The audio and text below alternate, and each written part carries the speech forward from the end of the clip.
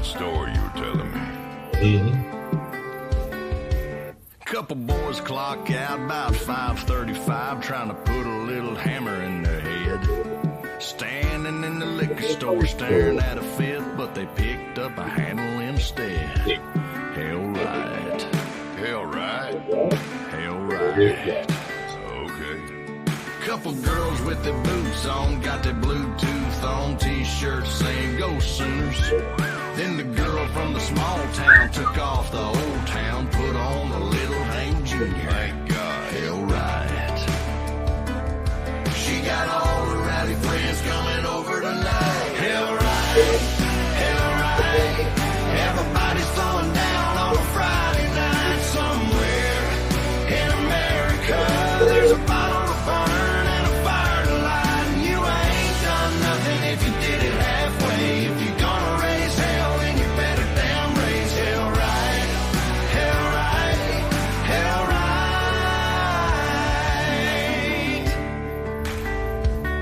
There's a guitar on the ground that was making some sound till somebody pulled a hillbilly slip. Now there's fog on the window. She never would have kissed him if he didn't play a lick like this. Hell right. Hell right. Hell right. Hell right. Everybody's throwing down on a Friday night somewhere in America. There's a bottle to burn and a fire to light, and you ain't done nothing if you did it halfway. If you're gonna raise hell, then you better damn raise hell right. Hell right. Hell right.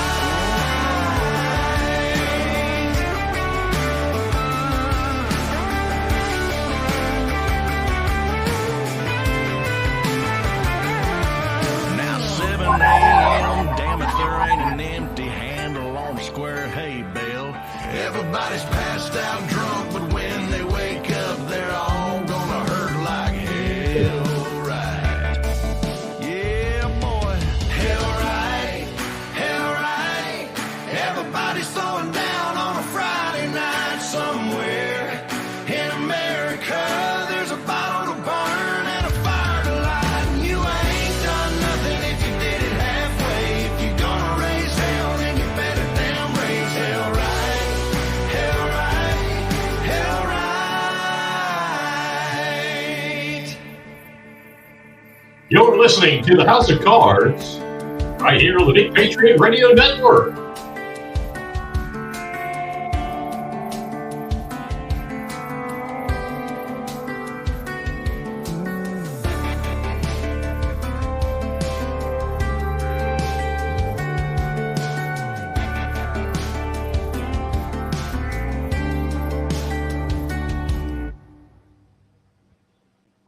Introducing to you. You're on House of Cards, live on Facebook and YouTube. It's going down. Locked and loaded with the truth. Yeah, it is the truth. Hey, good evening, everybody. It's the Beaufort County House of Cards. Once again, it is Thursday night, the 11th of January. Already the month is almost halfway over. And my name is Mike Covert. Good to be here with you. Glad everybody's tuning in. Big show coming up tonight. Special guest going to be in the house. South Carolina Senator Tom Davis will be checking in with us here live on your screen. I want to thank you for tuning in wherever you are in this great nation, and by whatever format. We've got people on Facebook, YouTube, Twitter, X checking in tonight, and we have a whole plethora of people tuning in on BigPatriotRadio.com. That's BigPatriotRadio.com, where we are simulcasting live right now over the airways across the United States and actually all across the world. We are now part of the military radio network. So we are being blasted to all of the U.S. Air bases, military bases, naval bases, everywhere our men and women are that carry the flag. We are with them right now. Don't forget that podcasts are available right here on Big Patriot Radio every week, all week long, from Monday nights with the New America Movement and David Jordan Cox at 7 o'clock, and an encore show at 9 o'clock. Be sure to check that. Tuesday nights, we have Corey Allen and the Overton Report. Had some technical difficulties this week. We'll have him back on next week. He has the #1 show on this network. Matter of fact, that's at 7 o'clock, and then in the 8 o'clock hour, an encore show. Thursday nights, again, we're live right here from the House of Cards, transmitting over to the Big Patriot Radio Network.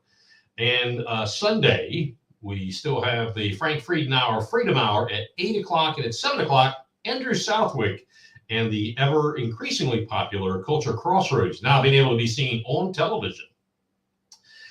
So we have a big show on tap for tonight. Don't forget, get into whatever room you're in, Facebook room, chat room, whatever it is, and send us a message. If you want to talk about something, you have a question, a comment for Tom Davis, one for me, one just to make a statement, please do. We'll put it on the air unless you say, hey, don't publish this, and we'll keep your wishes.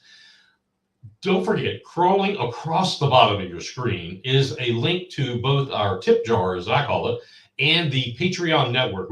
We are really thankful for those folks who belong and are members of the patreon.com/Beaufort House of Cards network. That family, you're going to begin to get free stuff, free shows, some insider things that we have going on because we have grown so much. But you got to be a member. And we really need people to become members there. $5 a month, $10 a month, whatever you feel like. It's cheap, it's affordable, it's real independent news, but we need your help to keep it going. All right, again, we've got State Senator Tom Davis from South Carolina coming on the show a little bit later, and we're going to get into some pretty heated stuff tonight. Stuff we're seeing around the corner and around the state, so we don't want to forget about that. First, let's take a look at the #1 most requested song this week, which came from Eric Clapton and I Was Fooled. Haven't heard that in a while. The #1 most listening area last week was Hilton Head Island, South Carolina. Beaufort coming in second. And how about this? First up that I can recall, Gastonia, North Carolina coming in third with listenership, viewership, whatever the ship is, whatever the ship may be, Gastonia was third. Locked and loaded. Let's go. Big Patriot Radio. Blues, news, country pop, and classic rock. For those viewers in other states besides South Carolina, enjoy this little morsel of truth and history I'm about to give to you. Just enjoy it. You may not know about it. You don't live here. But enjoy it because it'll pique your interest from your state. And hey, if you want me to venture into finding out for you, I'll do that too. But did you know, or do you know, what the history and the story of the South Carolina Constitution really is? The very first piece of governmental framework for the state of South Carolina, was known as the Fundamental Constitutions of Carolina, written in 1669 by a colonial proprietor named Anthony Ashley Cooper. He was the first Earl of Shaftesbury and his secretary, John Locke. Those names ought to sound familiar. According to historical records, these two men set out to establish a system of government based on ownership of land. The document placed the 8 proprietors of the colony at the head, if you will, of its government, along with a bicameral parliament. And remember, they were still under British rule. The Foundation Constitution of Carolina said, and I took a look at some of the remakes of it, said the parliament consisted of the proprietors, their deputies, the proprietors' deputies, and the elected Commons House of Assembly. Very, very obvious British influence. That's what they knew. In order to vote, a man needed 50 acres of land and needed 500 acres to serve in the assembly.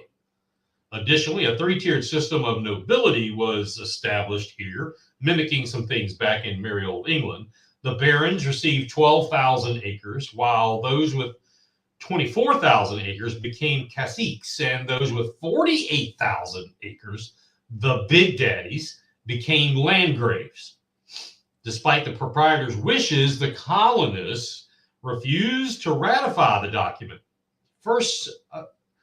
The first notion of some bitterness going on in Carolina As a result, the proprietors retained governmental authority over the colony of Carolina, but they implemented many of the document's provisions despite its non-ratification. We do that now. What the hell? They did it then too.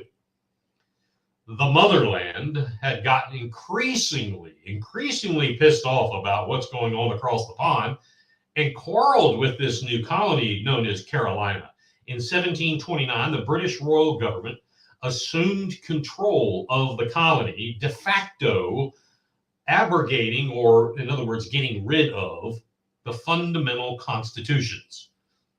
Why? Because they felt like they saw the writing on the wall. There's a group of people over there, they're creating all these rules, keeping us in the blind. Maybe they're going to do their own thing, and we can't have that.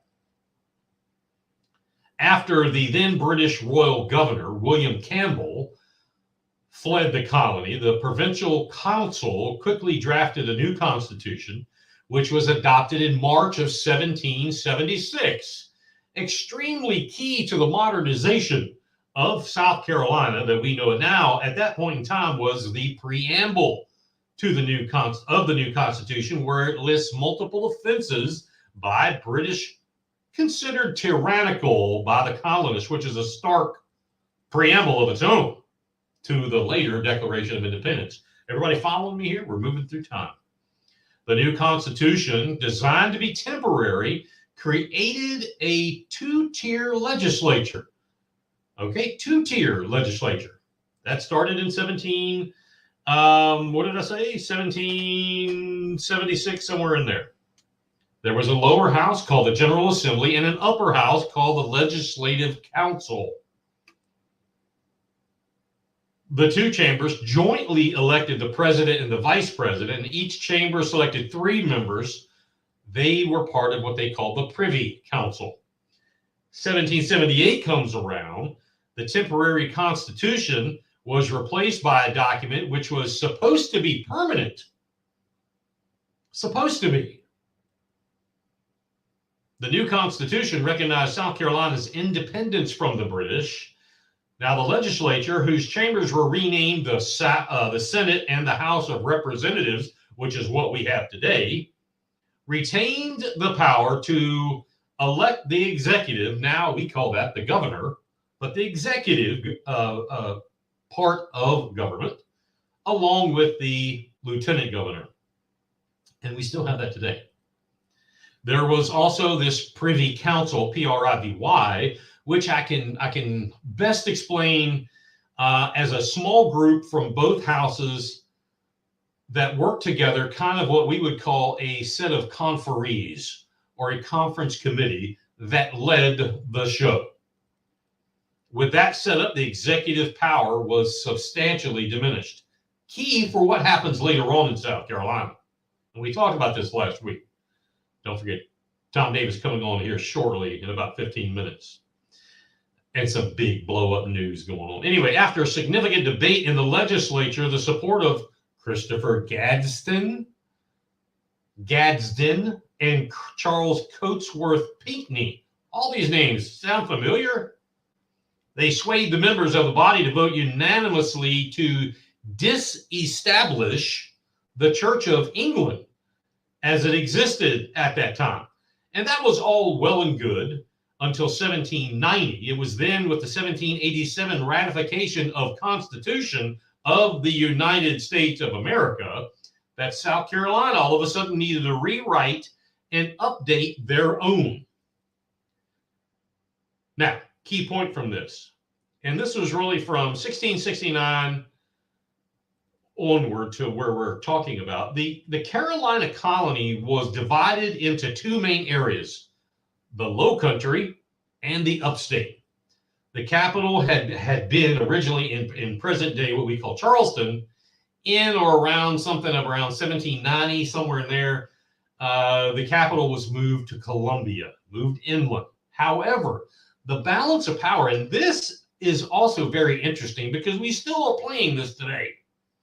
The balance of power in Carolina and in eventually South Carolina was overwhelmingly slanted in favor of the Low Country.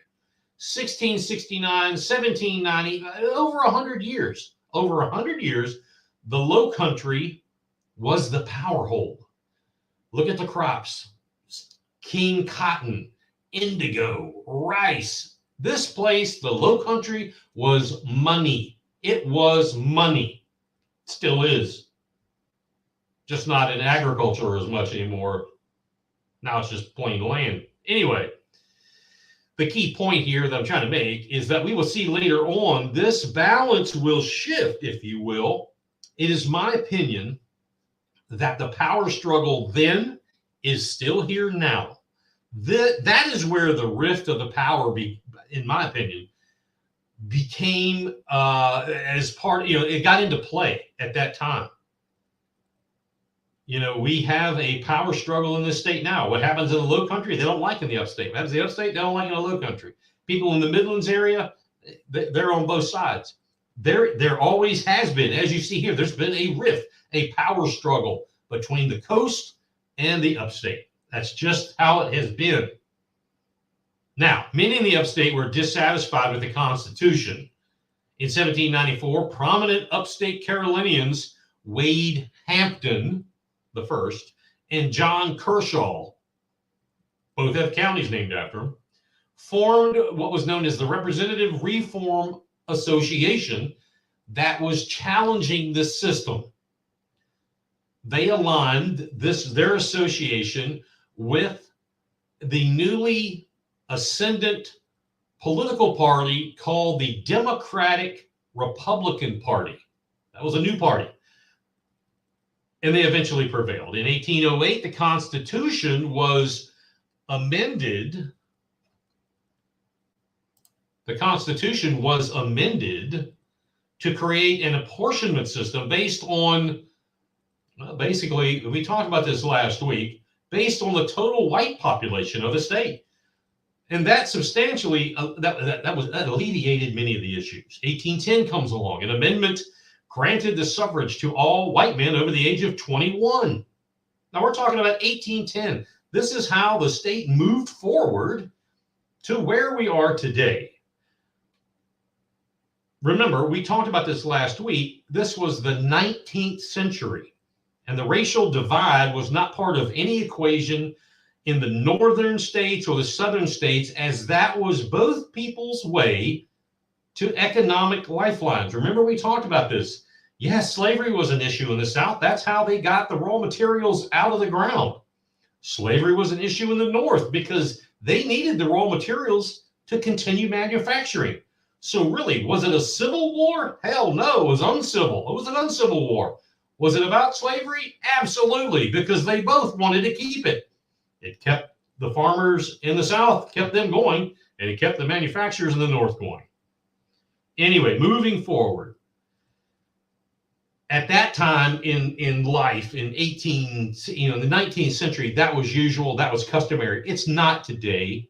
Nobody's thinking that it should be or that it is, except in some places in the world where they still do this, but here it is not.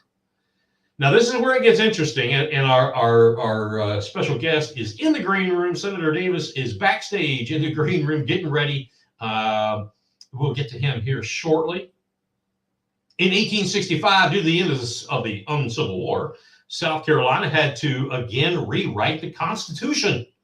The new Constitution recognized the abolition of slavery, and it also further equalized legislative representation. You see us moving closer to where we are today. Direct elections for the governor were implemented, and the governor received the power of the veto.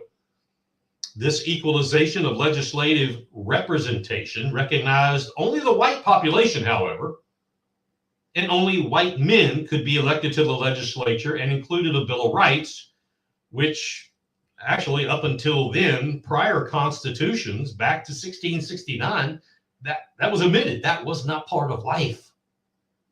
But in 1867, a group commonly known as the Radical Republicans took control of the U.S. Congress and ended the period known as Presidential Reconstruction. Under the Reconstruction Acts in that time period, the former Confederate states were required to adopt new constitutions and ratify the 14th Amendment. As a result, South Carolina was was they had to call a constitutional convention to adopt another new framework of government. This started in 1669. Now we're up into the later stages of the 19th century. We've got to call another one. So they did. January 14th in Charleston, 1868, Constitutional Convention took place. For the first time ever, Black men participated in the election of delegates to the convention.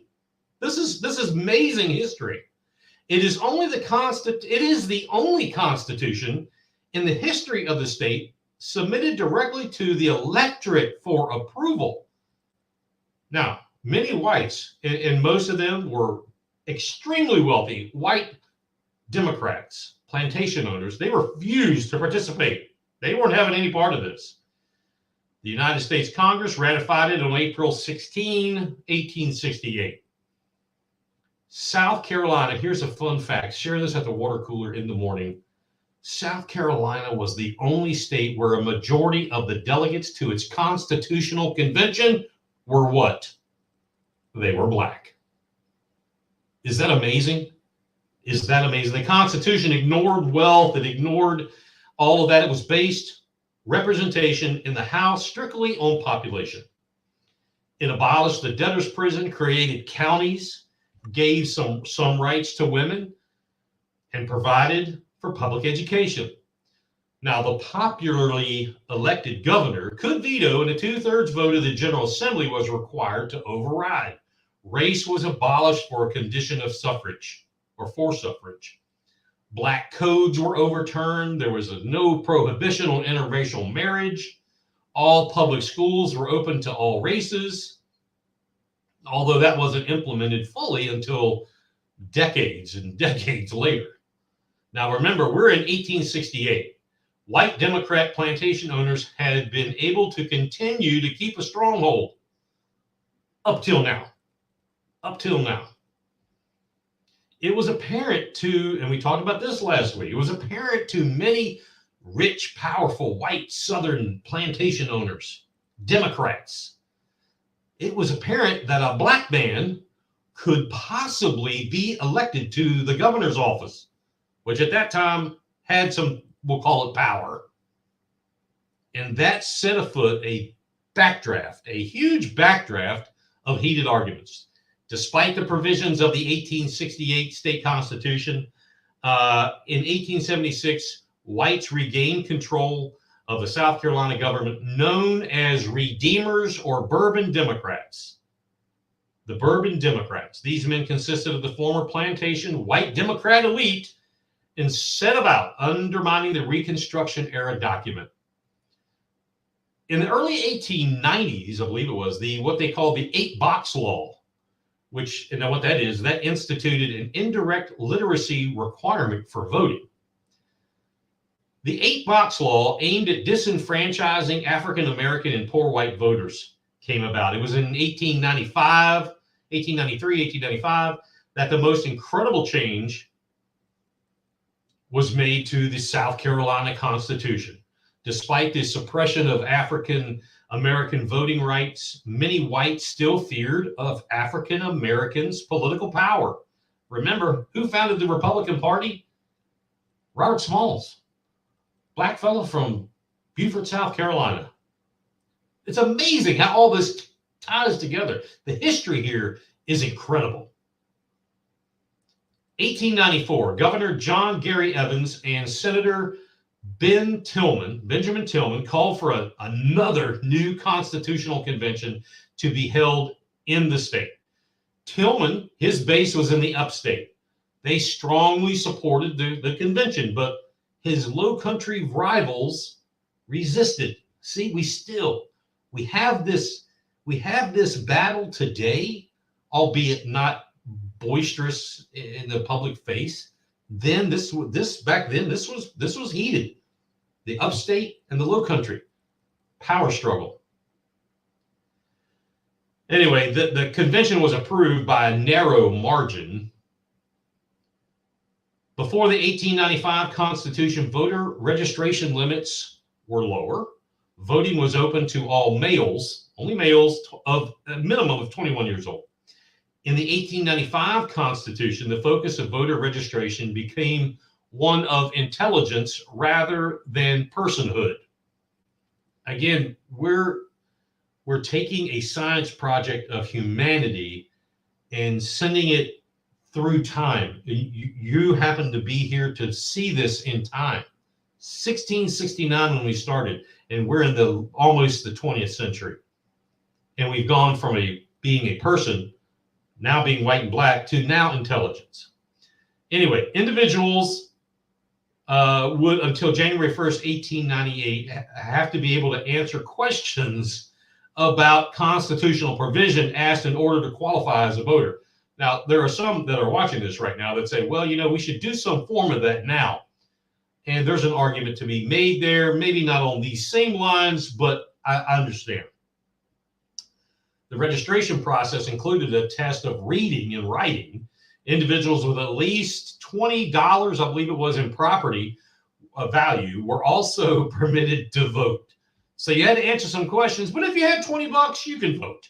That was a lot of money back then. That was a hell of a lot of money. The change from the 1868 Constitution's personhood adherence to the 1895 Constitution's intelligence was due to the latter Constitution's framer desire, again, to disenfranchise African Americans in order to bar them from participation in the political process. Again, we don't advocate for that. Nobody that I know advocates for that. That's part of history. So, due to variations in the quality of education, many poor whites were actually victims of this new law, the change from personhood to intelligence.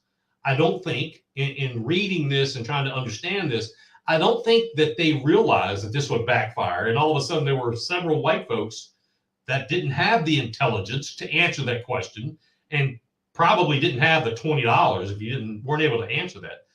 They couldn't vote. So, according to the state's Democratic Party leaning newspapers back at the time, during that time frame, the motivations behind changing the Constitution were clear. And this is a quote from the Charleston News and Courier back then.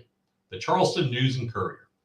Quote, "We can trust white men to do right by the inferior race, but we cannot trust the inferior race with power over the white man."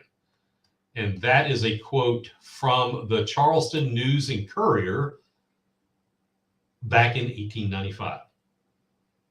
Moving forward real quick here at the very end, a little known, actually, let me take a quick step. We're getting ready to go to our guest here. Remember, the thought process of the white Democrat elites was that let's change the South Carolina Constitution to take away the majority of the powers of the governor in case a black male was elected. That is how they changed it. The way we have our three-tiered system, the two tiers in the General Assembly, the governor, the governorship. The governor had power. All of these things were changing in the Constitution, letting different people vote, the age, the intelligence, the personhood. All of a sudden, black folks got to be able to vote. The rich white Democrat Southern plantation owners said, we got a problem. Let's change the Constitution because we can't handle having a black male become governor. So what did they do? And we talked about this last week. They changed it. The verbiage was changed. So for someone to say the governor has no power, I don't think that's a fair statement. But the governor of South Carolina does not hold the power that they used to. A lot of folks will argue this point. Some of the most powerful seats in our government, one would be the Speaker of the House, the other would be the President of the Senate, or the Chairman of the Finance. I mean, there are arguments made there, and I'm sure Senator Davis has a good opinion about that. But that is why our governor doesn't really have the power that a lot of governors do. There are two states, Virginia and South Carolina, that have this type. I'm sorry, I take that back. That is not true. Virginia and South Carolina have a system with where the governor does not elect or select, rather, judges, nor does the electorate. It's the legislators that do, Virginia and South Carolina. That we'll talk about more as we go into the 20th century. We'll start off in 1905 next week. One thing about the South Carolina Constitution, it's been amended some 330, 332, something like that times, making it one of the longest running constitutions in the United States. Everything that rocks is right here. Right here. Let's rock. With Big Patriot Radio. That's what I'm talking about.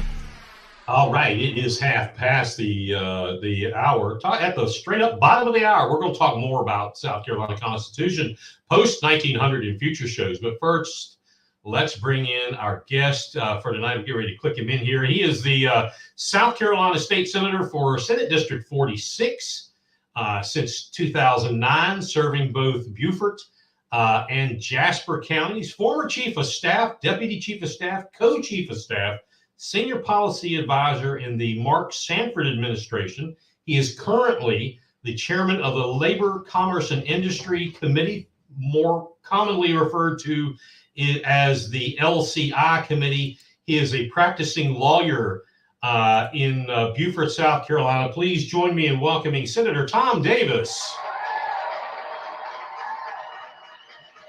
Senator, good to see you. How are you, sir? I'm doing well. I was enjoying your history lesson. It's been a while since I've thought about the run up to the 1895 Constitution, and you're absolutely right in terms of what Ben Tillman's motivation was, what South Carolinian leaders' motivation was back in 1895. They were absolutely terrified back then that a black man, at that point in time, women couldn't vote or run for office, but at that point in time, they were afraid that a black man would be elected governor of South Carolina. And so what they did, as you very well pointed out, Mike, is in the 1895 Constitution, they took the executive branch of government and they really shattered it into 9 or 10 different pieces. And so that's why we're known as the legislative state here in South Carolina. We don't have a very strong executive branch. People are used to thinking of our system of government as having checks and balances, as having a legislature that makes the laws, an executive that administers the laws, and then a judiciary that interprets the laws. The reason we're known as the legislative state in South Carolina, Mike, is that the legislature makes the laws. We appoint individuals to the commissions that by and large execute most of our laws, and we elect the judges that interpret our laws. And so it's the very definition of tyranny that James Madison had in the Federalist Papers, where you had all the powers of government reposed in a single branch. And what I've been trying to do for the past 20 years, since I started working for Governor Sanford back in 2003, actually 2004 is when I started working for his administration, is trying to bring some semblance of balance back into the structure of government in South Carolina. And you see that particular dynamic playing out right now in judicial reform and how we go about administering justice and resolving disputes in South Carolina. And I'm a very strong proponent and have been for a long time of having the governor appoint the judges and then having the Senate confirm the judges, much along the same lines that we do at the federal level. I mean, that right now you have the executive, the governor, completely shut out of any part of the judicial branch. So, that is one thing right now we're seeing a debate about. And the problem is people in Columbia, legislators in Columbia, and it's human nature, you don't want to give up power. Once you have the power, you're reluctant to surrender it. And so that's what makes reform so hard, is that intellectually and in concept, you can see that, yes, we ought to have separation of powers. We ought to have an executive branch that can check and balance the others. But it's very difficult in practice to overcome the legislative hurdles because legislators, by and large, don't want to surrender power. Absolutely. You know, I'll pull this up here. Every week, I keep this right beside the desk, and every week I end up usually commenting on one of the Federalist Papers because inevitably, Senator, it seems like everything we talk about here on the show, there's a Federalist paper Madison, Hamilton, John Jay, whoever, whichever one wrote it, there's something that can back that up. And if people would just go back to that and maybe read one a night, it would give a whole new mindset to the layman, much less politicians, of how this was supposed to work. That's the backbone for the Constitution, is the Federalist Papers. It's really the thing that we should be most proud of in this country is our Constitution. It's recognition of human nature, recognition that humans are flawed, and that if you give power to government, which you need to do in some instances, you better have checks and balances, and you better have ambition checking ambition. And it's amazing how you can go back and look at the Federalist Papers, as you say, whether it was by Hamilton or Madison, or I think John Jay wrote 3 or 4 of them. But it's amazing how applicable the observations they made about human nature and the observations they made about government and society, how applicable they are today. And I really, I wish that our schools, and elementary school and high school, I wish that they were more firmly rooted in and educated about the U.S. Constitution and the Federalist Papers, because it is truly a work of genius and something that Americans can be truly proud of. Big time. Senator, again, we really appreciate you coming on this show. A lot of people watching right now over 3 different social media platforms. We're also broadcasting live, actually worldwide now, on BigPatriotRadio.com. And just recently, we are now into every single U.S. military base around the world. So a lot of folks listening into you. I want to be cognizant and respectful of your time, sir. So let's kick this off. You're beginning, I believe it's your 15th year as senator, 3 days or so into the 125th General Assembly. What are you most looking forward to this session? Well, I've been assigned, Mike, responsibility for 2 major pieces of legislation that I filed on Tuesday, the first day of session.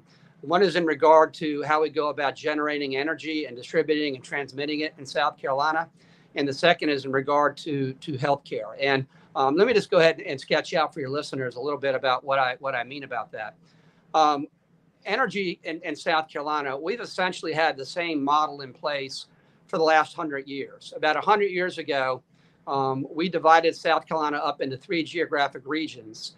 And we said to any utility that wanted to come in and generate power, we'll pay you a guaranteed return on capital for every dollar you spend generating power.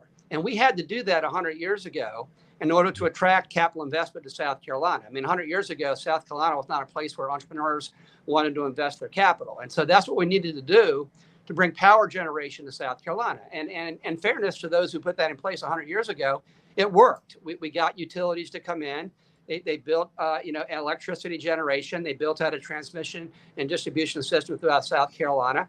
And they got paid a guaranteed percentage rate of return on every dollar they invested in energy generation. But you can see the moral hazard associated with that, right? Because if you're a utility and if you've got a monopoly territory and you're going to be paid a guaranteed rate of return on every dollar you invest on generating power, you're going to be incentivized to build the most capital intensive project or energy plant that you can, because the more money you spend on energy generation, the higher your return is. And so there's no incentive virtually for utilities to pursue efficiencies or use new technologies or try to deliver power more cheaply. And we saw that moral hazard play out back in 2017 when the joint venture between Santee Cooper and SE&G at that time, SE&G has since been bought out by Dominion, but those 2 utilities formed a joint venture to build a new nuclear facility in Fairfield County at VC Summer. And after spending $10 billion, they just simply walked away and left scrap on the ground. And in the aftermath and looking at what went wrong, we found out that they realized 4 or 5 years earlier that they weren't going to complete this project, but they still spent billions of dollars because they were getting a guaranteed rate of return on that money, every dollar they spent. And so in the aftermath of the 2017 debacle in VC Summer, we enacted some legislation that I drafted in 2019 called the Energy Freedom Act. And that moved us away from this vertical monopoly model where you pay a guaranteed rate of return for utilities. And it moved more toward competition. It let independent power producers, submit proposals to the Public Service Commission. And if they could generate power more cheaply than the utility, then they had to be able to provide that power and get the savings passed along to consumers. So it was a first step toward bringing markets to play in the energy generation space in South Carolina. That was in 2019. Now in 2021, I drafted legislation creating a holistic market study committee looking at these territories in general, seeing whether or not we can break down those territories. Let's open up the energy production sector to competition. I mean, let's let, what works in every other sector of our economy, whenever competitors or providers have to compete, and whenever the consumers of that company have choices, this, Mike, the dynamic leads to a better product at a lower cost. Absolutely. And so what we're trying to do now is take the next step toward bringing that market pressure, bringing that competition into our energy generation space. I filed a very comprehensive bill on Tuesday. It got assigned to the Senate Judiciary Committee. I'm requesting a subcommittee hearing on that bill from Judiciary Chairman Luke Rankin. And it's my hope that we can take the next step along the road toward opening up energy generation markets and moving away from these vertically integrated monopolies that first got these monopolies 100 years ago. So that's one thing I'm working on. The second thing I'm working on, Mike, is in regard to healthcare. And it's really the same dynamic. Anybody who knows about my politics and how I go about approaching public policy knows that I believe in markets, knows that I try to bring competition to bear in the production of goods or services and try to give consumers choices in regard to those goods and services. And I take that same market philosophy to government. And so how does that work in regard to healthcare? Well, one of the things that we can do is on the supply side, looking at healthcare providers like nurse practitioners and physician's assistants and medical assistants, and making sure that they have the ability to render healthcare services completely commensurate with what they're trained to do in school. Because what we had up until 5 or 6 years ago, for instance, nurse practitioners could only do about 65% of what they were trained to do in school because our South Carolina code defined what they were able to do based on how they were trained back in 1970. And so what I did is I enacted some legislation 5 or 6 years ago that synced up what nurse practitioners could do legally with what they're actually trained to do in school. That got passed. Next year, I did the same thing in regard to physician's assistants, synced up what they're trained to do with what they're allowed to do. Again, trying to expand on the supply side of the equation and give patients more choices. Because again, the fundamental to the way I approach politics is the more there's competition on the production side or the supply side, and the more choices you have on the demand side, the better product at a lower cost. So right now, I'm trying to apply those principles in the energy space and the healthcare space. The legislature, at least in the Senate, they're looking to me to be the floor leader on those bills. And I'm really excited about the possibility of getting something done this session. Fantastic. Let me switch gears a little bit. I want to talk about, speaking of healthcare, Senate Bill 423, the South Carolina Compassionate Care Act, also known as a medicinal marijuana bill. Senator, I've been, well, the only one that I know of, the only local politician, I'm not talking about the other delegation members, but I'm talking about local politicians that has supported this in you 100% publicly. Now, others may have behind the scene, but publicly on this issue, it seems like decades now, to be quite honest with you. It seems that way. At least the mailings have stopped. Wouldn't you say so? That was anyway. The bill's back on the calendar, from what I can tell. It's back on the calendar. I believe it was carried over last year, if memory serves me right. Will this finally get its legs and pass and move on to the governor's desk? I think the short answer to that, Mike, is I hope so. The optimistic answer is yes, I think it will. And you're right. You approach this and look at this issue like I do. It's a matter of medical freedom. It's allowing physicians in consultation with patients deciding what course of treatment is best for that patient. I'm very reluctant and very wary of getting government and state power involved in that doctor-patient relationship. I can't think of a relationship that's more personal than that. And the fact that we have government and laws that prevent physicians from doing what they want to do, I think is wrong. And now I think what your listeners may need to understand is what I'm talking about is the use of cannabis for medical purposes. Right. Because that's what, if you poll after poll show that South Carolinians, they want to empower doctors to provide cannabis to their patients if the doctor, in his or her medical opinion, believes cannabis is an appropriate treatment. And what I'm not in favor of, and what South Carolinians do not want, is recreational use of marijuana. So the bill that I've drafted and the bill that I've been working on for the past several years, and that I got past the Senate 2 years ago on a 28 to 16 vote, it would empower doctors to allow cannabis to be used by patients for certain limited conditions. And those conditions are limited, Mike, to those for which there is empirical medical data showing that marijuana can be medicinally therapeutic. I mean, I'm not talking about anecdotal evidence. I'm talking about the National Academy of Sciences. I'm talking about double-blind studies. I'm talking about empirical analysis. I mean, it is beyond dispute now that cannabis can be efficacious and can help individuals who have neurological disorders or chronic pain or Crohn's disease or in the aftermath of cancer treatment to stimulate appetite or to help insomnia. I mean, these are medical, certainties now proven by empirical studies. Mm-hmm. And so, what I'm after is giving a doctor that tool in the toolbox. I mean, I'm not saying that marijuana or cannabis is the answer to everything. But by the same token, right now, doctors are prescribing opioids to individuals for things that cannabis can remedy. Because what people need to understand about marijuana is there's something about the cannabinoids, the chemicals in marijuana that interacts with the body's cannabinoidal system. Our body is a cannabinoidal system. And a lot of neurological disorders and chronic pain and a lot of our maladies are based upon disorientations or defects in our body's cannabinoidal system. And there's something about how marijuana and cannabis interacts with the body that doesn't just address the symptoms of those problems, it gets to the underlying causes.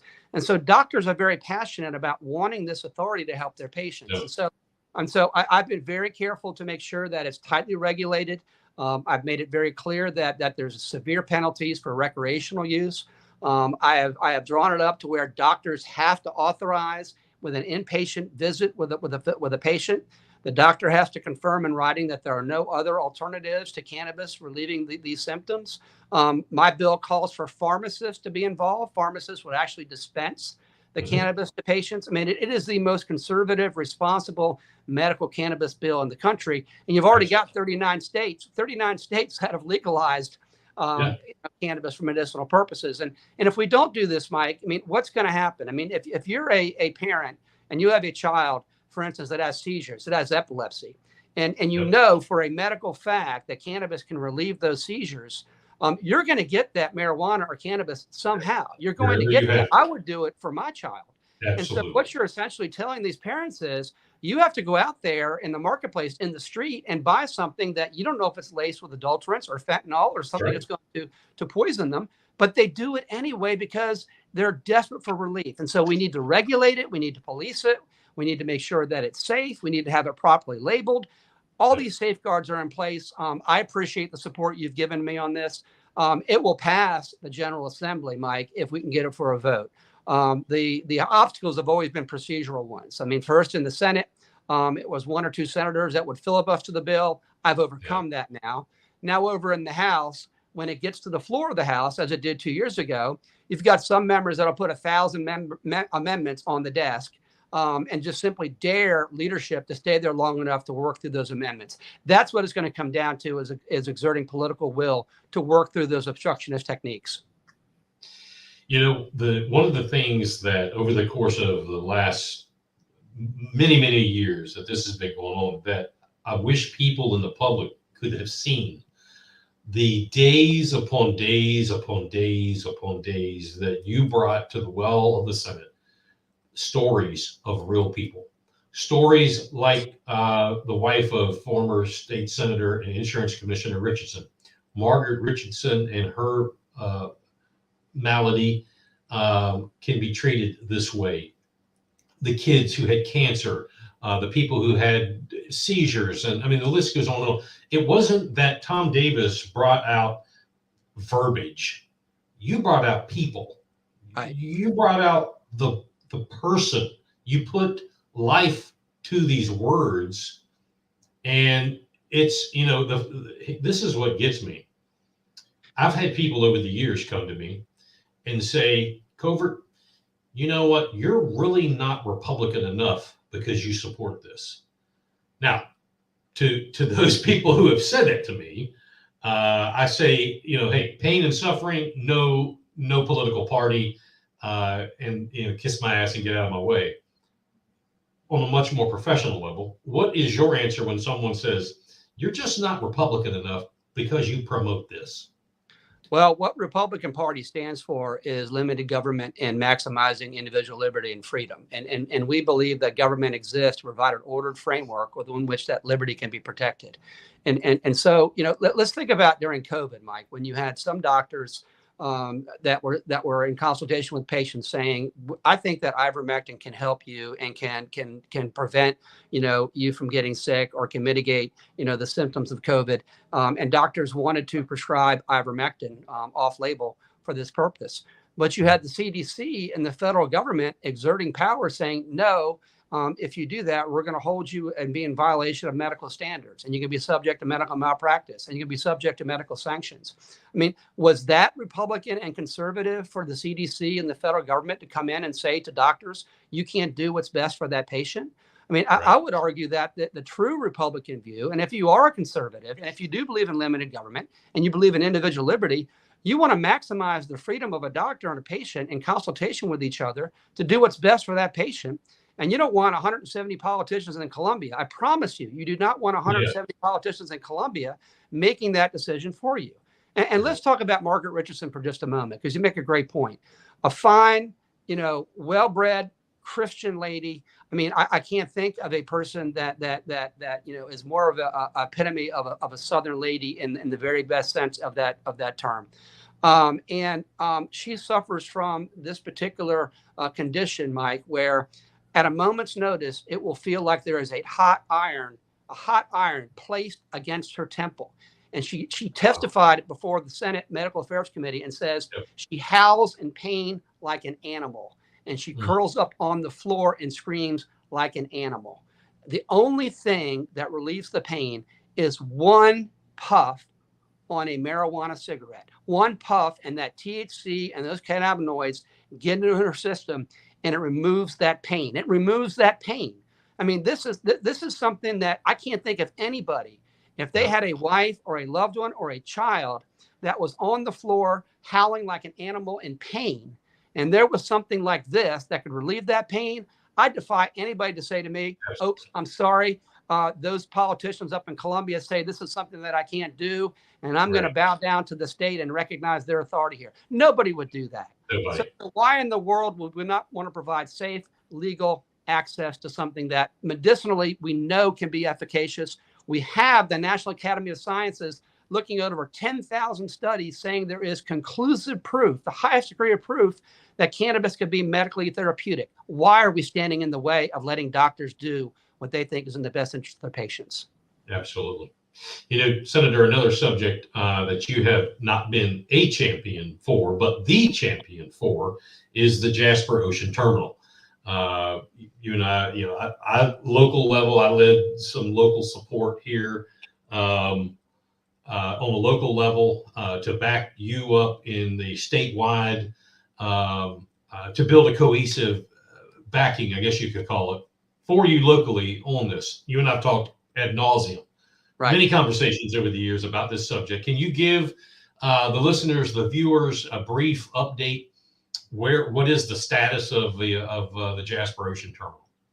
Sure. Let's kind of begin, Mike, with a geography lesson.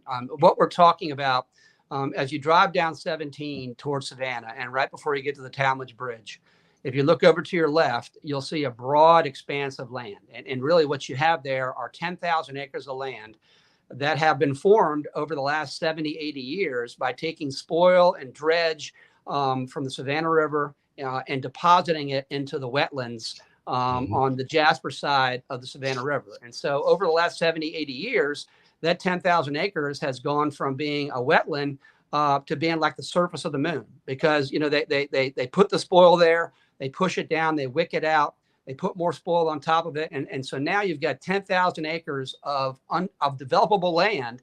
And we're talking about 1,500 acres of that being the Jasper Port. Okay, so that's first in terms of location. It's the portion of that 10,000 acres that is closest to the mouth of the Savannah River. And so I began working on this back when I was chief of staff for Governor Sanford. The 1,500 acres was part of a 10,000 acre tract, as I've said, owned by the Georgia Department of Transportation. And the deal we struck back in 2007, when I was Governor Sanford's chief of staff, is that the Georgia Ports Authority would own a half interest in that 1,500 acres, and the South Carolina State Ports Authority would have a half interest in that 1,500 acres. And they bought the property. They actually closed on that property and purchased it from the Georgia DOT. So that 1,500 acre Jasper Port site has been jointly owned by the South Carolina and Georgia Ports Authority since 2007. Now the problem has been we essentially have two joint venture partners, Mike, that don't really have a very strong interest in developing the Jasper Port. We had to set it up that way because the Corps of Engineers that has a spoil easement on this 1,500 acres that we want to build a port on, they have said, we'll release that spoil easement and let you build a port, but only if the two states do it together. Otherwise, we're not going to release our easement. Yeah. So we had to have the two states together because of the Corps of Engineers dictate. But what you have, Mike, and what we've had in place are two entities that really aren't interested in building the Jasper Port. Charleston is interested in building capacity in Charleston. You see it with the naval base and the new Leatherman terminal. You see it. They try to cram more and more and more capacity into downtown Charleston, and that's always going to be their focus. On the Georgia side, they're interested in maxing out and building the Garden City terminal. They want to go ahead and build more capacity there. Now they want to build on Hutchinson Island. Because that's been their focus. And so I finally have realized that what we need to do is we need to address that particular structural problem. And so what I got passed last year in the budget is a proviso that says the South Carolina State Ports Authority shall sell their half interest in the joint venture to the Southern Carolina Alliance, which is our 7 counties here on our side of the Savannah River, Beaufort County, Jasper County, Colleton, Hampton, Allendale, Barnwell. There's 7 of them that they're going to step into the shoes of the South Carolina State Ports Authority and be the South Carolina joint venture entity going forward. Because then you will have somebody on the South Carolina side of the river that's interested in seeing something happen there. Mm-hmm. On the Georgia side of the river, what we have said is, rather than build the Jasper Port immediately, what Georgia desperately wants right now is they want millions of square feet of cold storage space so they can store produce. And so we are now shifting the immediate focus of this 1,500 acres, which will now be jointly owned by the Southern Carolina Alliance and the Georgia Ports Authority, and having the first step be not building the Jasper Port, but building a several million square foot cold storage facility that Georgia desperately wants to service what they're importing over in Garden City and on the Garden City terminal and Hutchinson Island. What that does is this: it makes Georgia a motivated party now to make something happen in Jasper County. And it also lays the pretext for getting rail down to this cold storage site, water and sewer, power, and access road, all the things that you're going to eventually need anyway to build the Jasper Port. So by doing this immediately and in the near term, you're building something in South Carolina, generating income, generating property tax base, generating jobs, getting infrastructure down to where you're going to have the Jasper Port eventually. But you're doing so in a way right now where they focus that really motivates the Georgia Ports Authority because they desperately want this to happen. So we've attacked the underlying structural problem by taking 2 reluctant joint venture partners and now getting 2 joint venture partners that are motivated. So I think we're going to start to see something happening. So that makes perfect sense. It makes total sense. And from a strategic standpoint, I see all of a sudden my ears just perked up. Aside from the taxes and the property tax, aside from that, is this something that if Georgia wants it bad enough, if the Ports Authority wants it bad enough, are they going to be able, will they pay for the rail connector and the at least 75% of the infrastructure, or are they going to want to teammate with that? Yeah, it'll be a joint venture in the true sense of the term, Mike. We'll have to monetize what the value of the land is and contribute the land into the joint venture. We'll have to figure out, what the cost of the infrastructure is. And there's going to have to be an equitable allocation between the 2 states in that regard, obviously. I mean, no joint venture is going to work, unless both sides, contribute monetarily. But I think one important thing for people to realize is Our neck of the woods down here, Beaufort and Jasper counties, Hampton, Colleton, we are in the Savannah Port's economic sphere of influence. I mean, we are tied in with them to every bit of an extent that Rock Hill and Indian Land and the upstate are tied into the Charlotte metropolitan area. Sure. And so you're already seeing in southern Jasper County distribution centers and warehouses and other logistical facilities servicing the Savannah Port, because there's no room on the Savannah River side or the Georgia side of the Savannah River. And so it's already spilling over into Jasper County. That is our economic future. And so I feel very good going forward with the Southern Carolina Alliance and these 7 counties in our neck of the woods here, partnering with the Georgia Ports Authority. I think we finally have 2 motivated joint venture partners, and we're really going to see our part of the state take off. Because look, Mike, we've got everything here. We have a port, we have interstate access, we have an airport, we have land, large tracts of land, especially in Jasper County, that have been timber preserves over the years, where OEM facilities can come in. I mean, major manufacturing can come into Jasper County. I mean, we've got everything here. And so the next 10 years for us, Mike, I think are going to be explosive in terms of the economic growth in southern Jasper County. And that's going to spill over into Beaufort County. Absolutely. And I think that the railway spur, should that still, I assume the plan to go from there with a spur arc, I guess we used to call it, up towards the Atlanta area and beyond. I think that is also an added game changer. Senator, let's take a quick break. It is top of the hour here at Beaufort County's House of Cards. Introducing to you. You're on House of Cards, live on Facebook and YouTube. It's going down now. Locked and loaded with the truth. Senator, we have there's a ton of folks watching online right now, and we take questions. If somebody has a question, if you don't mind, I do have one. Lee writes in, I understand the ABA supports drug testing for judges, but in South Carolina, judges have no testing. Would you support routine drug testing for judges, particularly in view of the David Ayler and soon-to-be former Judge Bentley Price issue? I don't have any problem with that. I mean, you're talking about reposing a tremendous amount of trust in our judicial officers. I mean, they're literally deciding matters of life and death. They're literally adjudicating disputes between individuals, with lots of money at stake. They're deciding, what sort of prison sentences they should impose on somebody and incarcerating them and denying them liberty. So, their unique role in our society and the responsibility we delegate to them. I think there ought to be an assurance that there isn't somebody with substance abuse problems or somebody that isn't handing out and meting out justice in a way that's rational and cognitive. So I would support something like that. Gotcha. Senator, as you're aware, 2023 was a full 12 months, and even some prior to 2023, full of fighting against lewd and vulgar pornographic material in our public schools. And reading material, not just here in Beaufort County, not just in South Carolina, but this is now a nationwide thing. I understand that there are several bills in the House pre-filed and then filed this week, not only to clamp down on this, but hopefully eliminate this through new laws and also by the filing of a South Carolina Department of Education regulation change that would be placed in the South Carolina Register. The state register, excuse me, that would create a new standard across the board. A couple of questions for you on this. A, do you see, I'm assuming you're aware of the state regulation change that Ellen Weaver and the Department of Education came forth. Do you see any major stumbling block with that?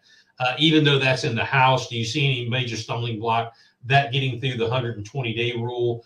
And B, do you anticipate, and that's not really probably a fair way to say it, but for lack of better words, do you anticipate school boards across the state ending up quoting liking or having favorable response to this regulation change? Because, I mean, let's be honest here, the entry of this regulation change, a school board gets a free pass and can say, hey, we didn't do it, they did it, I got to support them. They lose all onus. Do you have anything to add to that? No, and I'm very familiar with the proposed regs that Superintendent Weaver has promulgated and that we're now considering, and I support it entirely. I mean, look, I'm a home rule guy. I like home rule. I like delegating power downward. I do believe, as a matter of general political philosophy, the government closest to the people governs best. But in this particular case, you've got 80 some odd school districts with 80 some odd different policies. The due process procedures aren't very clear. The standards aren't very clear. You've got something right now that's very chaotic. And so I applaud what Superintendent Weaver is attempting to do here. And I do think it's going to be successful. And for your listeners, what she's proposing is this, is that there be a standard definition of what constitutes something that's age appropriate for our kids. It sets up very clear, factual based standards. It sets forth a process whereby the books and the instructional materials are posted online and made available to parents, readily available to parents. It provides for a process so that if somebody believes that instructional materials, which includes library books, is violative of those standards, it says that they can file a complaint, and there's a complaint form that you file with the school district. They then have to convene a quorum, and they have to hear that particular complaint within a specific period of time. And then importantly, Mike, they have to give the parent or the complaining party a chance to make their case. When they make their decision, they have to give specific reasons for their decision. And then importantly, there is an appellate right to the state board so that you can go up if you're an aggrieved party and you feel like there hasn't been justice meted out at the local level. There is a prescribed procedure now where you can go with finality to the State Board of Education and make your case there. So I think both in terms of nailing down some specific standards, some specific criteria, factual findings that are necessary, and providing very clean due process, understanding of what those rights are along with appellate rights, I think you're going to start to see some of the chaos fading away. And I think you're going to start to see this problem being resolved. And so I'm encouraged about it. I don't think there's going to be a substantial amount of pushback in the legislature. I really don't. And I think that's what you just said is probably going to happen. And you're going to start to see school districts welcoming this because other things and to focus on here in terms of educating our kids. And I think they would like to have procedures put in place where they're not having to spend so much time chaotically trying to address this on an ad hoc basis. So I think they're going to end up embracing what Superintendent Weaver is proposing. Still on the education issue, enforcement is the other lever of the law, as I call it, with this regulation. So, with those changes, with an addition to the state register, do you anticipate, the solicitors' offices across the state, because none of them have wanted to get involved in this for a myriad of reasons, but do you see the solicitors' offices finally stepping up and stepping into the arena to enforce these regulation changes should a rogue school board or a rogue school district decide not to play by the rules? Yeah, I mean, I think one of the ancillary benefits of what Superintendent Weaver is proposing, which is a very clean due process procedure, very clear standards, a very clear, adjudication procedure with an appellate round. And then there's also in this regulation, as you pointed out, there are penalties that the superintendent can impose against the district. But I think that once you have clear due process like that, and once you have a clear adjudication of a wrongdoing, I think it becomes feasible for the solicitor and for the sheriff to then be proactive in a way that a chaotic system like we have right now really doesn't allow them to do so. And so I think, to your point, I think one of the ancillary benefits of what Superintendent Weaver is proposing is going to put solicitors and law enforcement in a position where they can act, whereas heretofore they could not. With us tonight, ladies and gentlemen, this is South Carolina Senator Tom Davis out of Beaufort and Jasper counties. We're rounding turn 4 here, Senator. So again, I want to be cognizant of your time. If you have to leave, I totally understand. But just a couple more questions. Judicial reform, uber hot topic. Along with, the list just keeps on coming.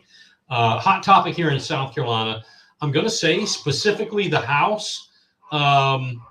Not that I think that the Senate doesn't have any care about this. I'm not saying that. That's not what I mean. But I think this is a hotter topic for the lower house to be working on at this very moment. Correct me if I'm wrong.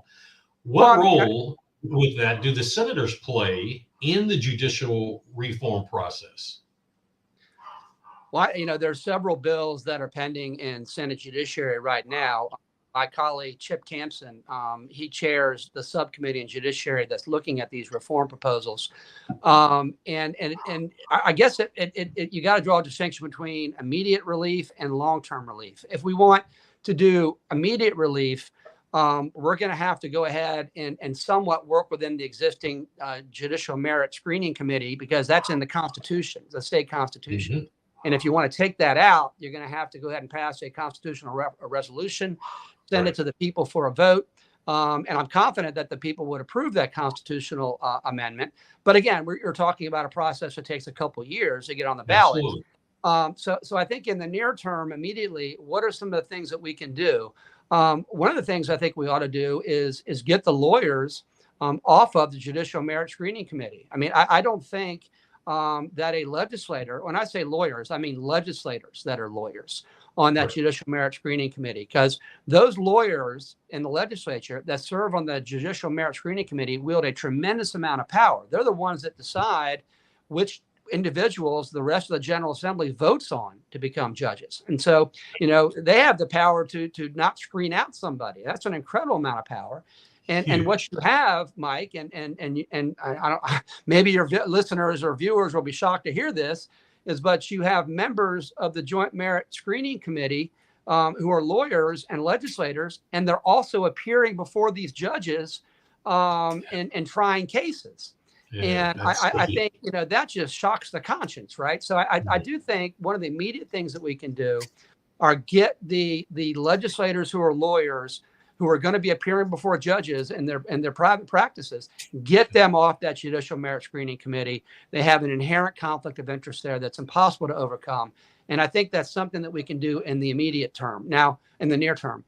Longer term, as I said at the outset of my comments with you, Mike, I would like to move toward a model whereby the executive appoints individuals to be judges, and then the Senate has the advice and consent authority, very much similar to how we have at the federal level. I think that is a way you achieve the separation of powers that we all learned about in school, that we all learned about checks and balances. I think that's how you restore checks and balances to this particular area. I like the approach, Senator, of looking at it that, hey, we have a long-term problem. A short-term fix is not possible, but there is short-term remediation that can be done. Right. Do you think? People should not. I mean, I look at though. Even if we get the short-term relief done, which I think that we will this session, Mike, people should not let up on the demand. Oh, no.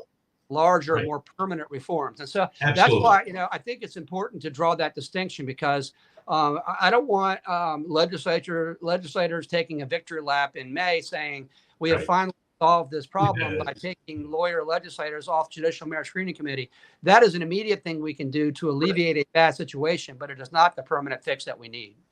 It's the Harry homeowner, John Doe and Jane America that I look at it as, I don't want them to think, well, Senator, why can't you just fix this? Because there is a short-term remedy, but it's a long-term issue. Constitutional amendment is not quick. That is a process.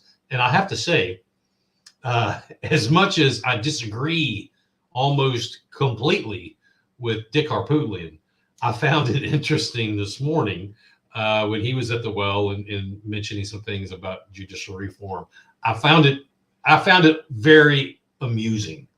Senator Harpootlian being one who, a trial lawyer. I don't think he likes when he hears the phrase lawyer legislator. I know some lawyers don't like that. Some could care less. I just find that interesting when I heard him this morning. Well, Dick is an interesting guy, extremely intelligent. He and I share the same politics. Obviously, he is an unapologetic, liberal Democrat. He'll tell you so. I am a limited government conservative. But that having been said, I can recognize intellect and intelligence where I find it. And he's right on the money when it comes to this particular issue. Yeah. Another listener, Joanne Orishak, former Beaufort County School Board member. Great program tonight. Thank you, Senator Davis, for updating us. Senator, this outlet, this radio station, this podcast has been super active in communities in South Carolina and in Georgia, in creating awareness and helping with awareness when it comes to trafficking, specifically human trafficking and child sex trafficking. We know this is a big problem in South Carolina, and it is a big problem here in Beaufort County. 4 weeks ago, whatever it was, we had Town of Bluffton Police Chief Joe Babkowitz on the show. I asked him, and he took the ball and swung and was honest and upfront and said, yes, there is a problem. My question to you, are there any bills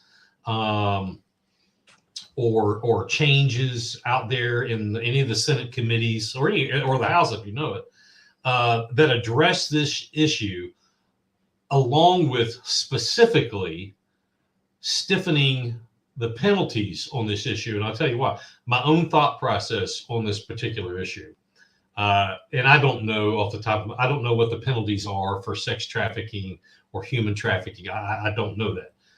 If South Carolina, though, had the absolute strongest, most stringent penalties, like with the medicinal marijuana bill, that's the strongest, strictest bill for medicinal marijuana in the country, should it pass. If we had that same thing, the strongest, absolute, most stringent penalties, do you think that would be a huge deterrent for traffickers to say, maybe I better go to Mississippi or Tennessee? I'm gonna stay out of South Carolina. I think the short answer to that is yes. And before I elaborate, let me say good evening to Joanne. She's probably one of the best public servants that I've had the pleasure of working with during my time in politics back when she was on the school board, and I hope she gets involved in public life sometime in the near future, because we could use her. The second thing I will say is the answer is yes, Mike. Strong penalties, are deterrents. In the executive budget that the Governor McMaster released earlier this week, he requested $10 million for a shelter for minor victims, which was a recommendation of the Human Trafficking Task Force. So that's one thing that we can do. The next thing we can do is my colleague, my desk mate, Katrina Shealy, who chairs the Veterans and Child Services Committee, or Family Services Committee. She has an extremely strong trafficking bill that passed the Senate. She has made this one of her primary legislative objectives is protecting minors and addressing these issues. And so what I would encourage and what I'll recommend to her is that she come on your show, Mike, because she has been a tireless advocate for this. And so I would say the short answer would be get behind what my colleague Katrina Shealy is putting here. Get behind what we in the Senate have passed and is over in the House. Get behind Governor McMaster's request for a $10 million appropriation for these shelters. Let's go ahead and kind of implement, I think it's called Traffic Proof SC. It's a statewide prevention education initiative that educates middle and high school students on sex trafficking and labor trafficking and the use of social media in particular in regard to how that's a way that they're entrapped. And so this is a multi-pronged thing. There's a lot of attention being paid to this. But as you say, how great would it be if South Carolina were recognized among our 50 states as being the state that had the model legislation, zero tolerance, and not only put the words to it, but put money behind it and enforcement behind it. I think that would make us extremely proud as South Carolinians. Absolutely. I couldn't get behind that enough, to be quite honest with you. Two last things. I know there's a form of one or maybe more abortion bills out there. They keep coming back on that line of thought, the abortion issue. Not about abortion, but let me ask about adoption. Are there any things coming, or has anybody even talked about this that let's make adoption easier, make it cut some of the red tape for adoption, something that to help the children. And again, I'm not discounting anything with abortion. I'm talking about the adoption issue that seems to get just lost in the fray. And I hear liberal Democrats quick to come out and say, well, what are you doing about the kids? Okay, well, then let's talk about it. Are we doing anything in South Carolina for adoption and I'm at a loss of words, to make it easier and give those children a better chance, a fighting chance at a respectable life? We are, Mike, and you're right to talk about adoptions. And whenever the issue of abortion comes up, I'm like you. I like to pull back and say, okay, there's a larger conversation here. We have to have a conversation about contraception and educating young women about contraception and making contraception available and avoiding unwanted pregnancies in the first instance. And then, on the back end, in terms of young women or women who have children or have babies, and for whatever reason, either socioeconomic or for whatever reason, they feel like they can't raise that child, having a robust adoption program is all part of this. I see access to contraceptions, regulation in regard to abortion, and facilitation in regard to adoptions as being part of a continuum. And so what we can do there, I mean, Speaker Smith last year, Merle Smith, Speaker of the House, he got 2 or 3 bills passed that were meant to remove some of the legal impediments, some of the cumbersome things that would-be adoptive parents had to go through.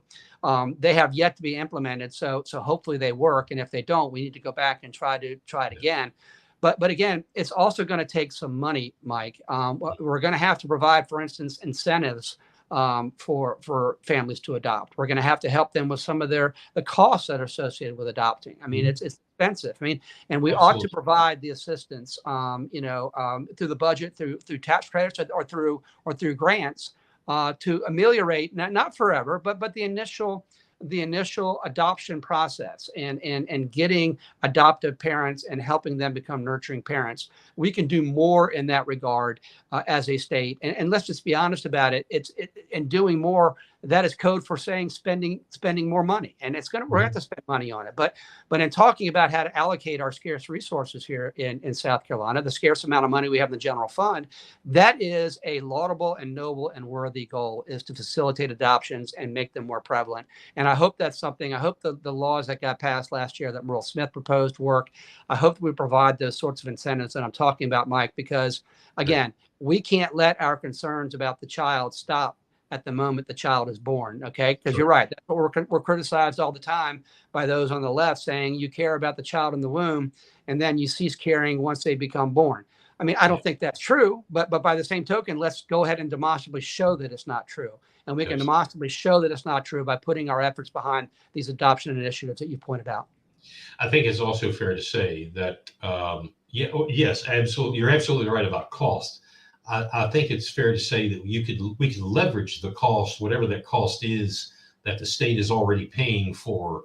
I'll call it orphanages. That's a great point, right? Because a lot of times people will just look at the initial appropriation or capital outlay.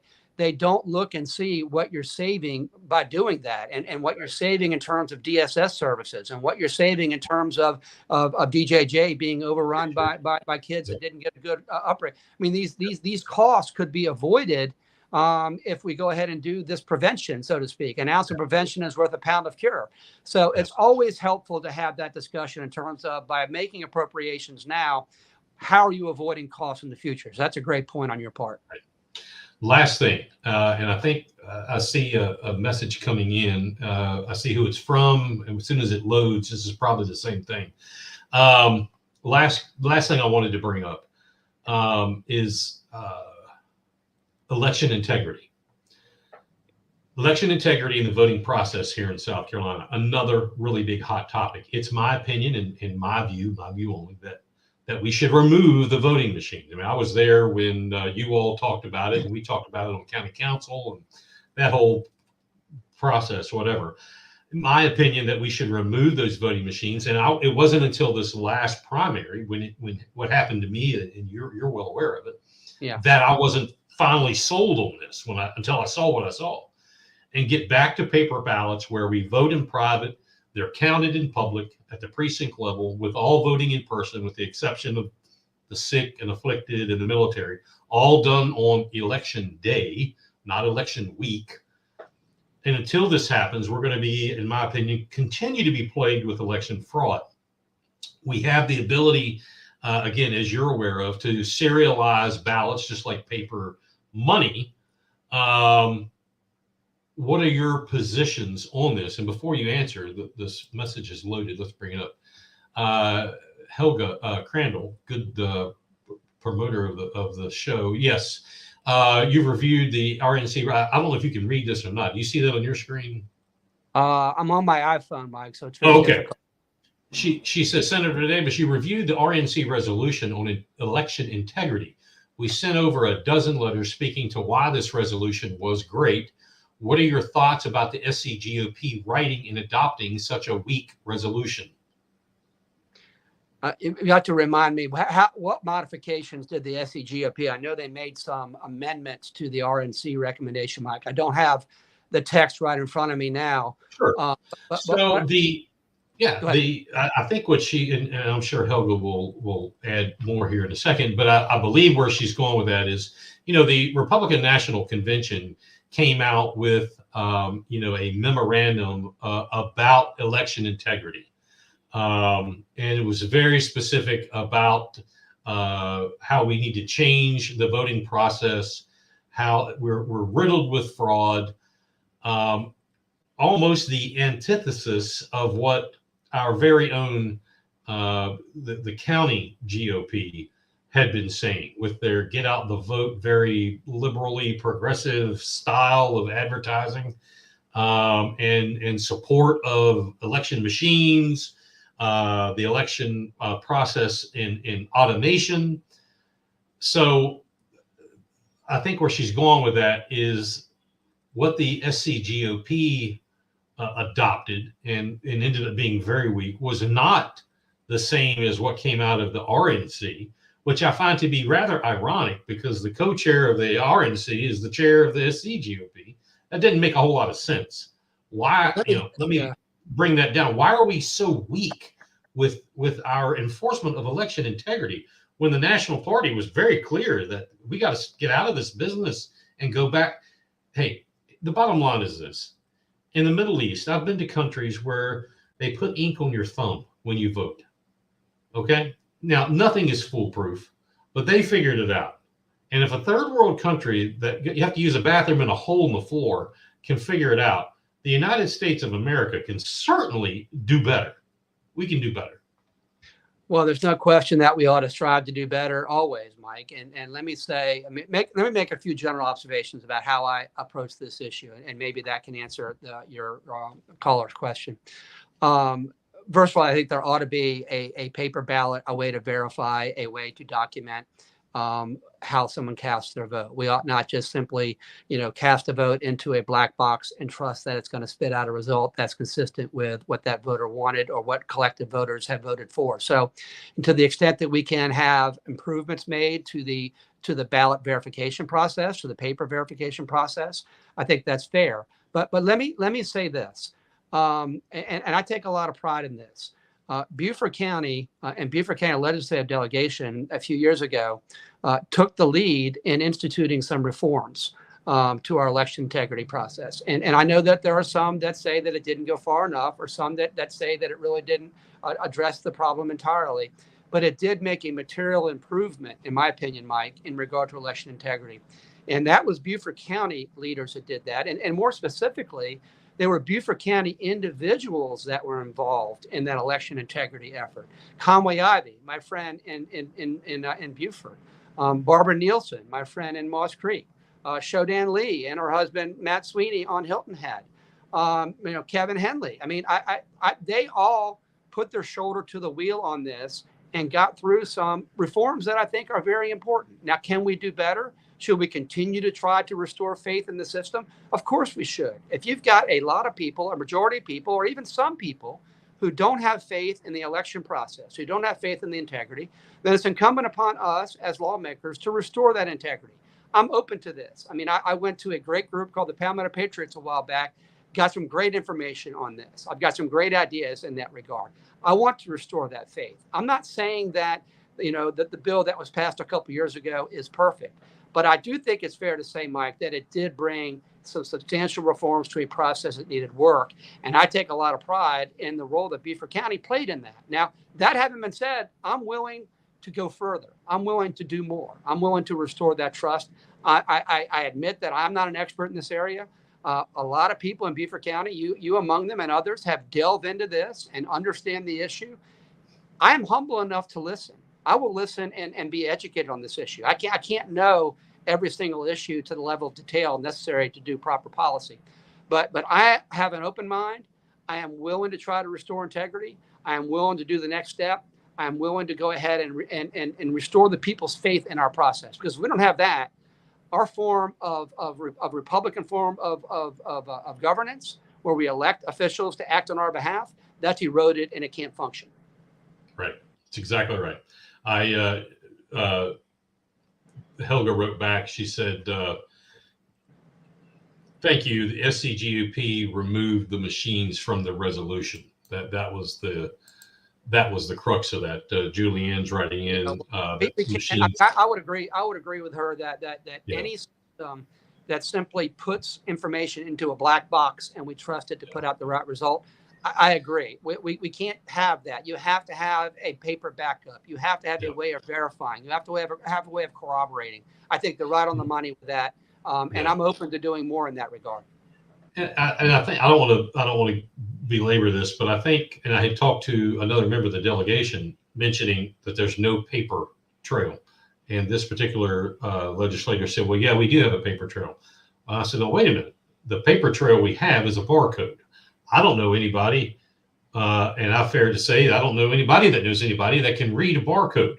If you can read a barcode, I mean, you're one step ahead of everybody else. The paper trail is not there. And to say that it is because of a barcode that got printed, that's not just being legitimate about it.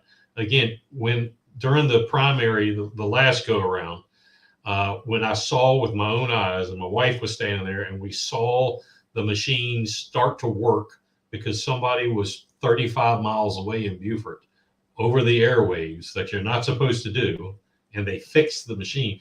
It was that point in time, Senator, that I said, wow, I had no idea.